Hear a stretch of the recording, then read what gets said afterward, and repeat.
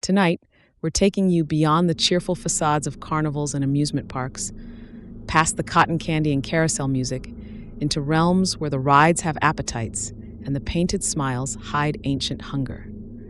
The three stories you're about to hear aren't based on true events or inspired by real accounts. No, these are pure nightmares, crafted to crawl under your skin and make a home there. We've abandoned the constraints of reality to explore what truly terrifies us when the midway lights flicker and the Ferris wheel turns without power. So lock your doors, check under your bed, and maybe reconsider that summer trip to the theme park. If you're brave enough to continue, hit subscribe now and join our growing community of horror enthusiasts. The Dark Hours of Day channel brings new nightmares every week, each more unsettling than the last. Turn down the lights, turn up the volume, and remember, sometimes the most terrifying monsters are the ones waiting for you at the end of the line, ticket in hand, ready to welcome you to the ride of your life. Let the nightmares begin.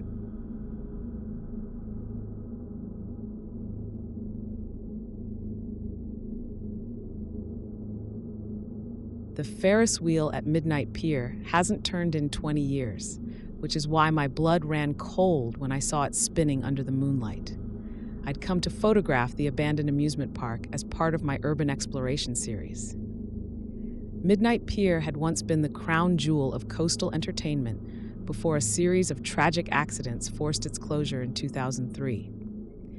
The official story cited structural concerns after a storm damaged the boardwalk, but locals whispered about other reasons: disappearances, strange lights, and the screams that didn't sound quite human. The security fence wasn't difficult to bypass. The place had been neglected for so long that nature had started to reclaim it. Vines strangled the ticket booths, and salt air had corroded the metal of once bright attractions. I'd timed my visit with the full moon to get the best natural lighting for my photographs, and I was setting up my tripod near the old carousel when I first heard it, the faint, tinny melody of an out-of-tune calliope. I dismissed it as the wind playing tricks through the rusted pipes of the old ride, but then the music grew louder, more distinct, purposeful. That's when I turned and saw the Ferris wheel moving, its rusted frame somehow gliding smoothly, each car swaying gently as it reached the zenith of its rotation. The wheel was illuminated, but not by any earthly electricity. The lights pulsed with a bluish glow that seemed to emanate from within the metal itself. I stood transfixed, my camera forgotten in my hands. It was impossible. The power had been cut decades ago.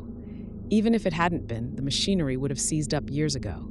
Yet there it was, turning with a hypnotic rhythm, the once cheerful music now distorted into something that made my skin crawl. I should have left. Any rational person would have turned and sprinted back to the fence. Instead, I raised my camera and took a photo. The flash seemed to ripple across the park like a stone dropped in still water. And suddenly, every ride, every booth, every light on Midnight Pier flickered to life. The carousel began to rotate, its peeling horses moving up and down on tarnished poles. The roller coaster cars, long empty, began to clatter along rusted tracks. The swing ride, its chains thick with barnacles, started to spin, sending empty seats flying outward in a perfect circle. And there were sounds, not just the mechanical groans of ancient machinery coming to life, but something else. Laughter, distant conversations, the ambient noise of a crowd enjoying a summer evening at an amusement park. But there was no one there. I was alone, or so I thought. "Ticket, please." The voice behind me was thin and reedy, like paper being torn slowly. I whirled around to find an elderly man in a faded uniform, his face gaunt and his eyes sunken pools of darkness. His outstretched hand trembled slightly, palm up, waiting. I didn't buy a ticket," I stammered, taking an instinctive step backward. His smile didn't reach his eyes. "Everyone needs a ticket at Midnight Pier, even photographers." He nodded toward my camera, "especially those who wake sleeping things." From his pocket, he produced a single ticket, yellow and aged, with the image of the Ferris wheel printed on one side. "I should go," I said, trying to step around him. His hand closed around my wrist with surprising strength. "The park is open now, and once the rides start, everyone must ride. It's the rules." His breath smelled of seawater and decay. He pressed the ticket into my palm and closed my fingers around it. The The paper felt damp and unnaturally warm, almost alive, pulsing against my skin. "One ride," he whispered. "That's all we ask. You choose which one." When I looked up from the ticket, he was gone, but the park was no longer empty.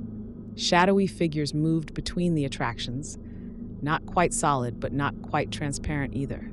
They had the suggestion of features, the impression of faces frozen in expressions of joy that seemed forced and painful. They moved in unnatural ways, as if they were being pulled by invisible strings.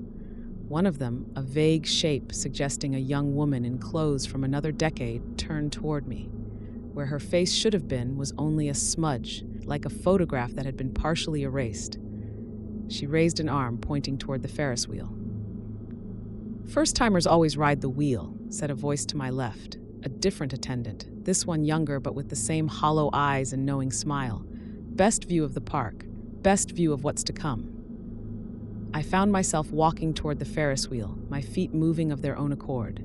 The ticket in my hand grew warmer, almost hot enough to burn. The wheel slowed as I approached, one car stopping perfectly at the loading platform. Its door swung open with a creak that sounded almost like a sigh of relief. "Enjoy the view," said the attendant as I stepped into the car. "You'll see Midnight Pier as it truly is."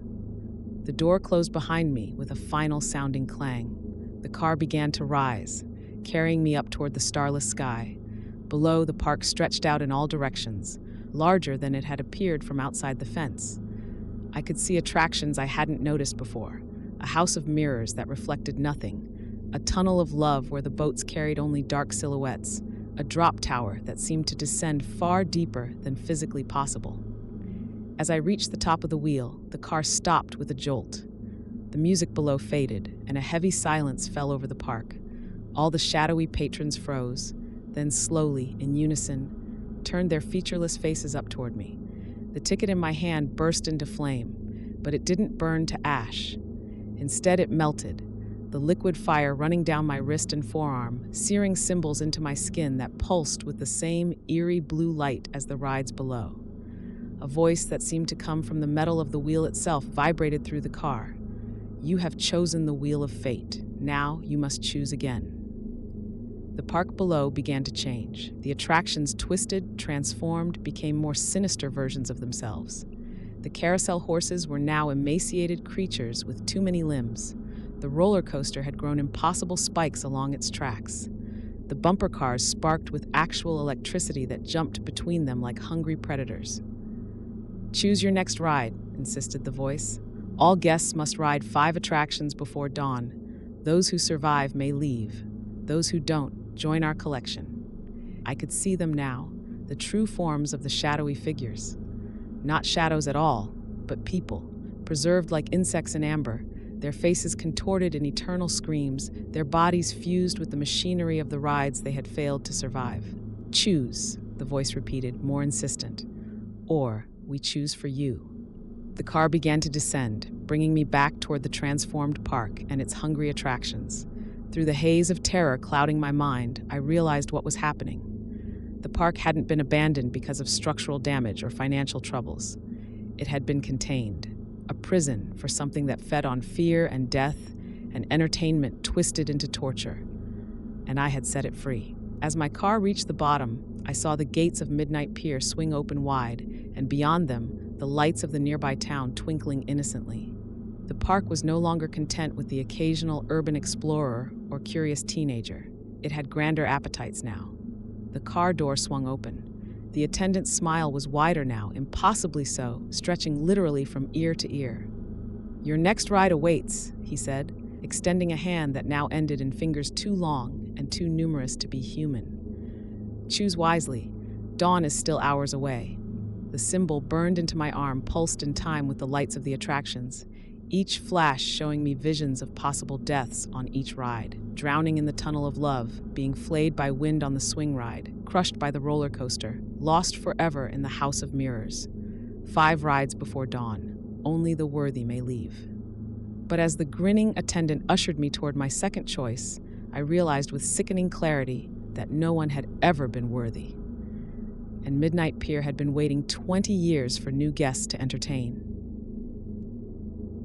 Take a breath, listeners. You'll need it for what's coming next. If you're enjoying these twisted amusement park tales, remember to hit that subscribe button for the Dark Hours of Day channel. We've only just opened the gates to our Nightmare Carnival, and 2 more rides await. The painted faces are watching, and they're getting impatient. I should have known something was wrong when I saw the same clown in 3 different places at once. The Meridian Brothers Carnival had set up on the abandoned airfield just outside of town for their annual 2-week visit. My friends and I had gone on opening night, drawn by the promise of new attractions. Bigger, better, and beyond your wildest imagination, the flyers had proclaimed. None of us realized how ominously accurate that tagline would prove to be. At first, everything seemed normal, if you can call a carnival normal. The usual chaos of flashing lights, calliope music, and barkers calling out to passersby. The air thick with the scent of cotton candy, funnel cake, and that peculiar metallic smell that always lingers around carnival rides. We wandered through the crowded midway, taking it all in. Katie was the one who pointed him out first. "That clown is seriously creepy," she said, nodding toward a tall figure in a vintage Harlequin costume. He stood out from the other performers. While they wore bright colors and modern makeup, this clown's face was painted stark white with thin black lines, creating a cracked porcelain effect. His mouth was a perfect crimson circle that never changed expression. His costume was faded, with diamond patterns in muted blues and yellows. He stood perfectly still beside the ring toss, watching the crowd with unblinking eyes. "Yeah, that's unsettling," I agreed, and we moved on. 20 minutes later, we were waiting in line for the Gravitron when I spotted him again. Same costume, same painted face, same unnaturally still posture. This time he stood beside the cotton candy vendor. "Wasn't that clown back by the ring toss?" I asked Katie. She squinted through the crowd. "Probably just another clown in the same costume." But it wasn't. The makeup was too distinctive, too precise. The way he held himself, like a mannequin that had learned to stand without supports, was unmistakable. "Maybe he's on break," Jason suggested.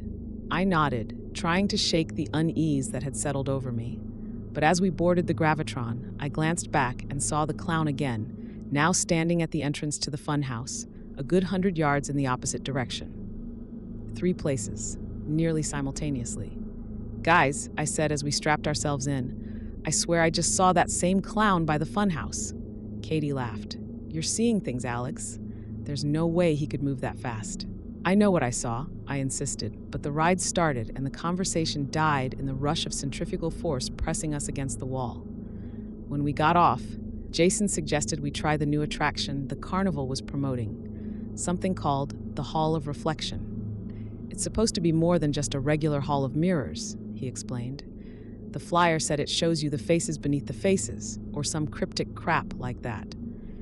The line was surprisingly short for a new attraction. As we waited, I noticed the crowd around us seemed off. People smiled too widely. Their laughter sounded rehearsed. A child dropped her ice cream and didn't react at all, just stared at the melting puddle with vacant eyes. And everywhere I looked, I caught glimpses of that clown. Sometimes just a flash of white face paint in the crowd. Sometimes the full figure, always watching, always still. When we reached the entrance to the Hall of Reflection, my stomach dropped. The clown was the ticket taker. "4 tickets, please," Jason said, seemingly unperturbed. The clown's white-gloved hand extended silently. His painted smile never wavered, but I swore the black lines on his face had shifted slightly, spreading like cracks in ice. Inside, the Hall of Reflection was initially what we expected, a maze of mirrors distorting our reflections. But as we went deeper, the mirrors changed. Instead of stretching or shrinking our images, they altered them. In one, my skin appeared waxy, my eyes too far apart. In another, my mouth stretched wider than physically possible. With each mirror, our reflections became less human, more like crude approximations of people.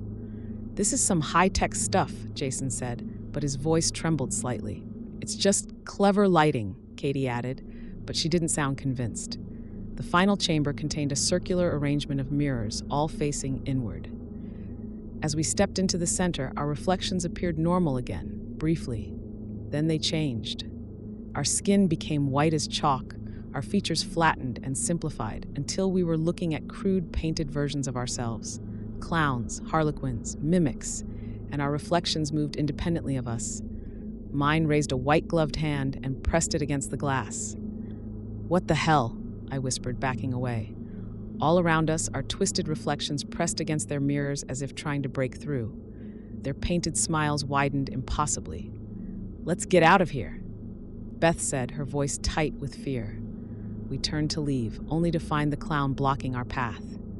Behind him stood more carnival workers, all with the same painted faces beneath their different costumes and makeup. Some wore traces of their original faces, like masks imperfectly fitted over whatever lay beneath. "You have seen beneath," the clown said. His mouth didn't move with the words. Instead, they seemed to emanate from the painted circle itself. "Now you must choose. Join our carousel or become part of the show." "What are you talking about?" Jason demanded. The clown's head tilted at an impossible angle. "We are the Meridian. We travel, we collect, we replace. This town has many bright souls, delicious joy. We will feast well here." "You're not making any sense," Katie said, edging toward the exit. The clown's face suddenly split, not in a smile, but literally split, the painted features cracking to reveal something dark and shifting beneath. Every mirror offers a choice. Your reflection can stay, or you can, but something must remain when the carnival moves on. I realized with horror what he meant. The vacant-eyed people outside, the two wide smiles. They weren't real people anymore. They were hollow shells, puppeted by whatever these things were. "No one's staying here," I said, trying to sound braver than I felt. The clown's head rotated completely around, though his body remained still. "Then you have chosen to join the carousel." The floor beneath us gave way, and we fell into darkness. When I could see again, we were in a vast circular room lined with glass cases. Each one contained a person, or what had once been a person. They stood frozen, arms outstretched, faces twisted in silent screams. Their skin had a waxy, artificial sheen. Some were decades old, judging by their clothes. "Our collection," came the clown's voice from everywhere at once. "Faces we've worn, joy we've consumed. Some stay in the collection. Some join us in the carousel of faces." Around the edge of the room, more carnival workers appeared, or rather, the things pretending to be carnival workers. They moved in perfect unison, circling us. Their faces shifted and flowed, features rearranging themselves into new patterns. "What are you?" Beth whispered. "We are ancient," the voice replied. "We wear faces to walk among you. We feed on joy, on wonder, on the bright emotions your kind feels in places like this. And when we leave, we take pieces with us, souvenirs." One of the workers, a woman in a fortune teller's costume, stepped forward. Her face rippled and settled into an exact copy of my own. "Some faces we wear until they wear out," the clown explained as more workers stepped forward, their features shifting to mimic each of us. "Some join our permanent collection. Tonight, you will be sorted." "Like hell we will," Jason said, grabbing Beth's hand. "Run." We bolted toward a dark passage at the far end of the room. Behind us, the carnival workers gave chase, but they moved strangely, in short, jerky bursts, like film missing frames. The passage led us through a nightmare version of the carnival. Rides operated without passengers, their metal arms cutting through the air at impossible speeds. Game booths were staffed by more painted faces, all turning in unison to watch us pass. The prizes hanging from the booths weren't stuffed animals, but what looked horribly like preserved human parts. "There's the exit," Katie shouted, pointing to the carnival entrance arch ahead. As we ran toward it, the ground beneath our feet became soft and sticky, slowing us down. The air filled with a sweet smell that made my head spin. "Keep moving," I urged, pulling Beth along as her steps faltered. We were 10 feet from the exit when Katie stumbled and fell. I turned back to help her and froze. Her face was changing, the skin growing smooth and waxy, her features simplifying into a painted mask. "Katie," I screamed, reaching for her. Jason grabbed my arm. "It's too late, we have to go." Behind us, the clown was approaching, but now he moved differently, fluidly, confidently. Katie rose to her feet, her transformation complete. Her face was painted white with delicate blue diamonds around her eyes. Her smile was a perfect red circle. "Katie, please," I begged. She tilted her head at that impossible angle. "Katie has joined the carousel. she said in that same disembodied voice. Her joy will feed us for many seasons. Jason pulled me toward the exit as more carnival workers closed in. We burst through the arch and kept running until we reached my car. As we drove away, I looked back. The carnival was still there, lights flashing, music playing. People were still entering, unaware of what waited inside. And standing at the very edge of the property was Katie, or what had once been Katie, her painted face gleaming in the moonlight, watching us leave. We went to the police, of course. They investigated, found nothing unusual, and suggested we'd been drugged or had suffered from mass hysteria. When we returned to the airfield the next day, the carnival was gone, packed up and moved on in the night. But they left something behind. Every day, I notice more people in town with too wide smiles and vacant eyes. People who move strangely when they think no one is watching. People whose faces sometimes seem to slip, revealing something else beneath. And sometimes in reflective surfaces, windows, mirrors, even puddles, I don't see my own face looking back. I see a painted mask with my features, smiling that perfect crimson circle, waiting for me to take its place in the carousel of faces. I should have known something was wrong when I saw the same clown in 3 different places at once. But by then, it was already too late. The Meridian had chosen our town, and they never leave empty-handed. Did those hollow smiles follow you into the darkness? Our final tale is the most terrifying yet. Before we venture into the Nightmare Kingdom, take a moment to subscribe to Dark Hours of Day if you haven't already. Your support keeps these nightmares coming. And trust me, you don't want to miss what we have planned for you next week. Now, let's cross the threshold into our final nightmare. They say Nightmare Kingdom was built on sacred ground, but what they don't tell you is that the ground is still hungry.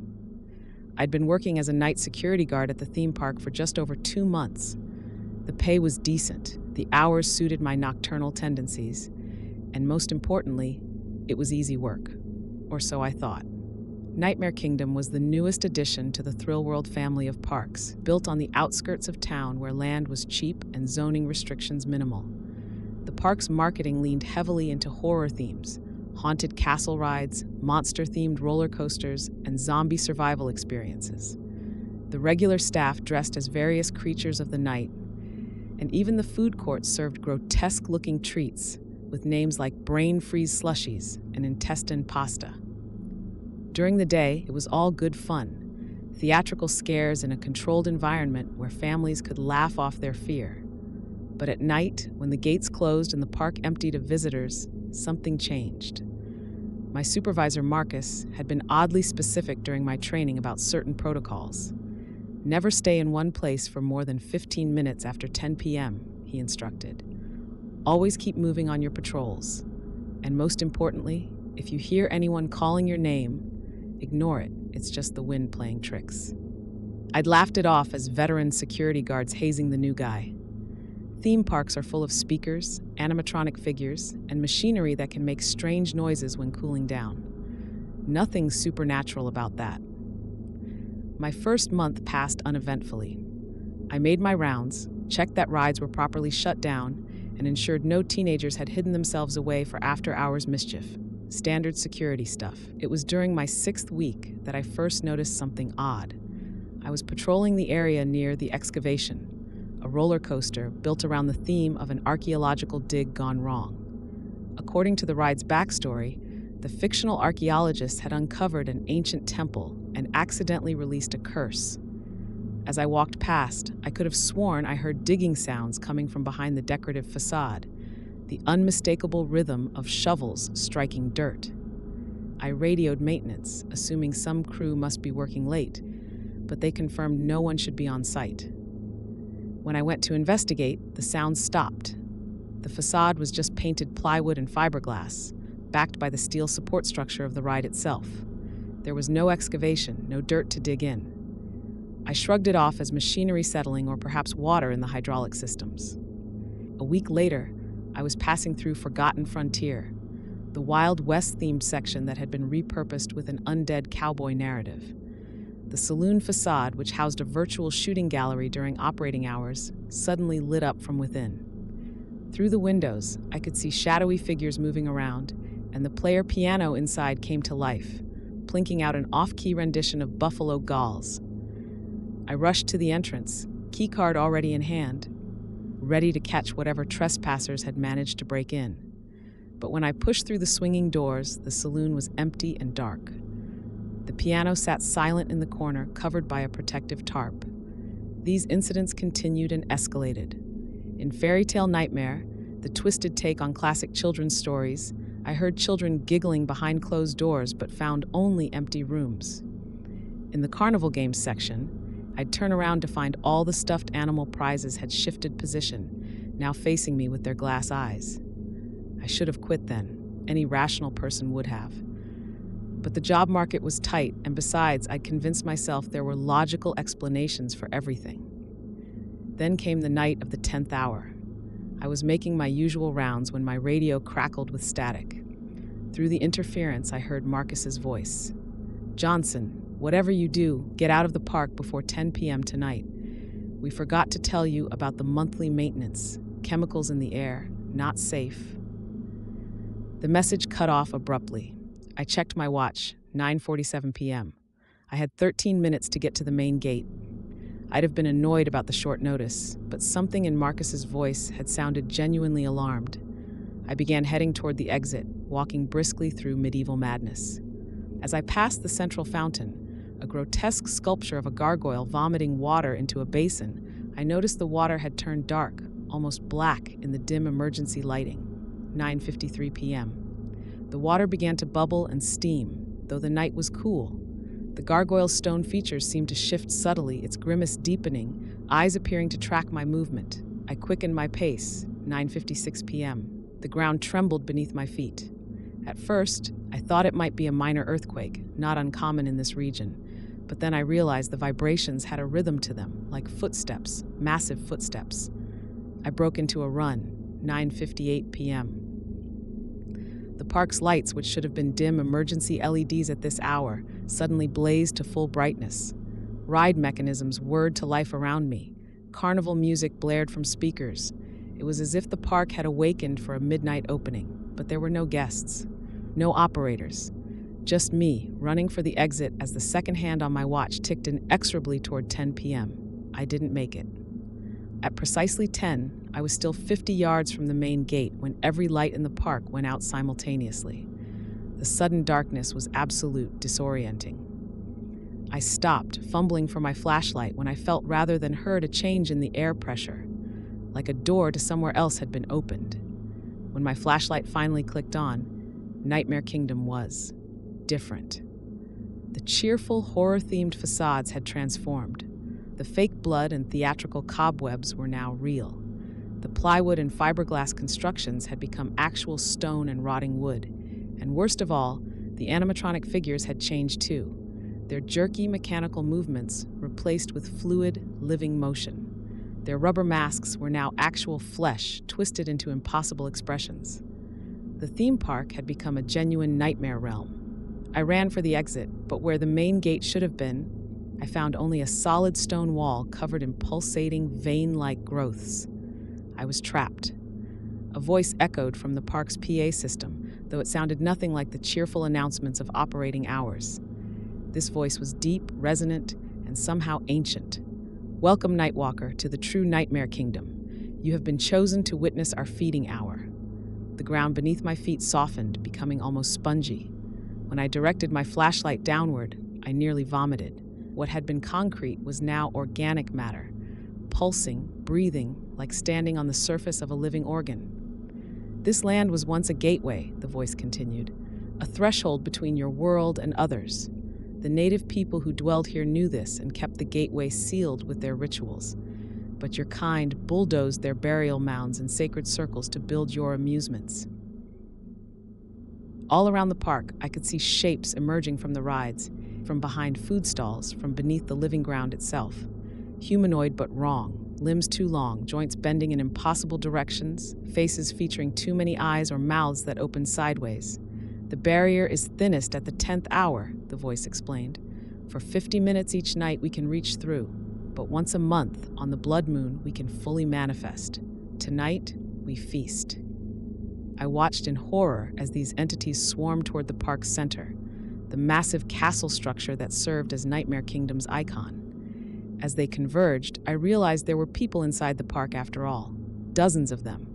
Park employees by their uniforms stood in a perfect circle around the castle, their eyes vacant, movements robotic. "Our loyal servants," the voice said, as if reading my thoughts. "Those who worked on consecrated ground without proper respect. Those who laughed at local warnings. Those who built attractions that mockingly mimicked our true forms. They serve us now, bringing us new vessels each month." The employees began to claw at their own faces, tearing at their skin. But underneath was not blood and muscle. Instead, their flesh peeled away to reveal swirling darkness, like looking into a starless void. These things had been wearing human skins like costumes. I ran. Not toward any exit, I knew now there was none, but away from the gathering horde. I ducked into Subterranean Scare, a mineshaft-themed horror walkthrough. Inside, the fake rock walls had become real stone, dripping with phosphorescent fungus that provided just enough light to navigate by. The tunnel descended deeper than I remembered from my patrols, much deeper. The temperature dropped with every step, and the air grew thin. After what seemed like hours of desperate flight, I emerged into a vast underground cavern. The space was filled with artifacts, not the plastic props from the ride, but genuine ancient objects. Stone tablets covered in unfamiliar glyphs, ceremonial daggers, masks that seemed to shift expression when viewed from different angles, and at the center, a stone altar atop a raised platform.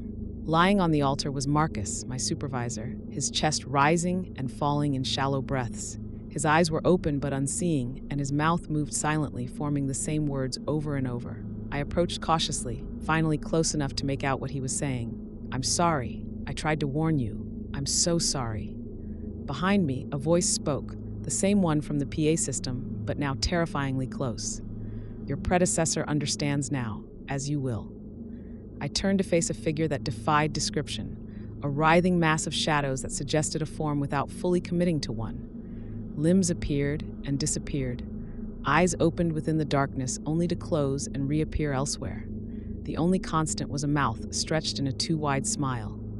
"Every gateway needs a keeper," it said, "a human soul to anchor our passage. For years, your Marcus has served this role, but his essence is nearly consumed. We require a replacement." "Why me?" I managed to ask, my voice barely a whisper. The smile widened impossibly.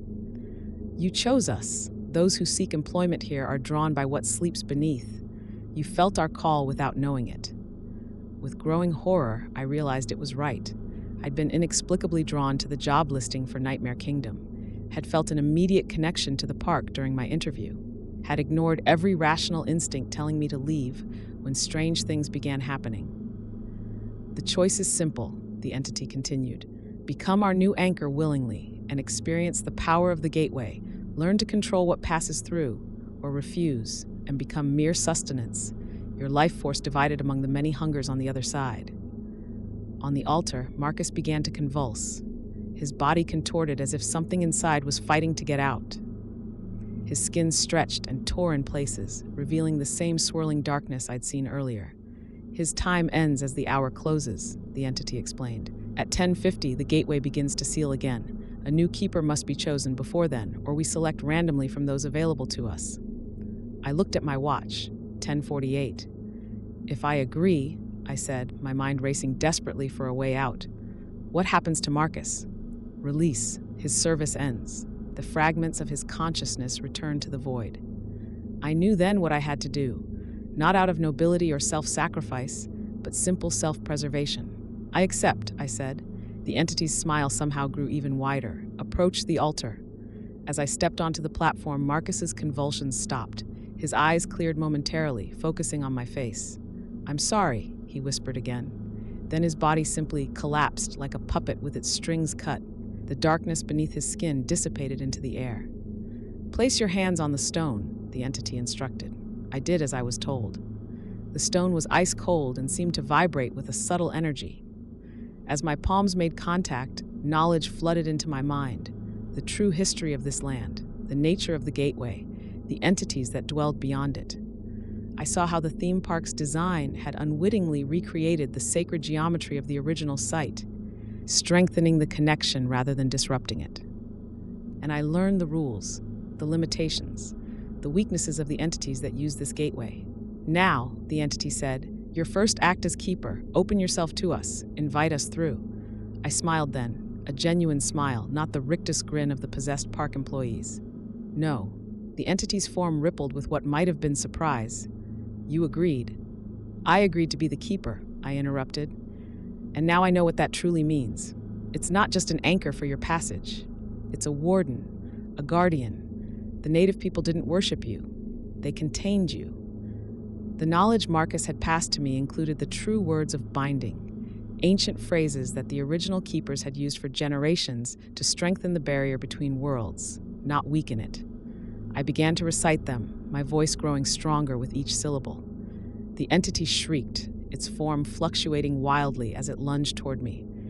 But it was too late. My watch showed 10:50. The gateway was closing. We will return, the entity howled as it and its brethren were pulled back through the gateway. The 10th hour comes every night, and I'll be waiting, I promised. The cavern shuddered and began to collapse around me. I ran back through the tunnel, which was rapidly transforming back into the artificial mine shaft of subterranean scare. All around the park, the living tissue reverted to concrete. The true horrors faded back into cheap props and animatronics. By 10:51, Nightmare Kingdom was just a theme park again, eerily quiet, but ordinary.